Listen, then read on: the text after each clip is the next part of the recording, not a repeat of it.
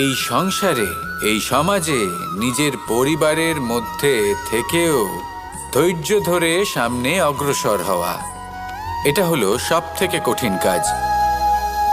কারণ যখন আপনি তপস্যা করেন তখন সেখানে আপনার ধৈর্য ভাঙার মতো কেউ থাকেন না, না কোনো বন্ধু, না কোনো আত্মীয়, না কোনো শত্রু, কেউ না। কিন্তু যখন আপনি এই সমাজে, এই পরিবারে থাকেন, কোনো না কোনো ব্যক্তি এসে আপনার ধৈর্যের বাঁধ ভেঙে দেওয়ার ক্ষমতা রাখেন। তারা আপনার ধৈর্যের বাঁধ ভেঙে দেয়, আর কখনো কখনো তারা অনিচ্ছাকৃতভাবেই সেটা করে থাকেন। কারণ তাদের মানসিকতা আপনার থেকে আলাদা, তাদের কর্ম আপনার থেকে আলাদা, তাদের দৃষ্টিভঙ্গি আপনার থেকে আলাদা, জীবন যাপন আপনার থেকে আলাদা। সেক্ষেত্রে আপনি ধৈর্যচ্যুত হন, প্রসন্নতা আপনার থেকে ছিনিয়ে নেওয়া হয়।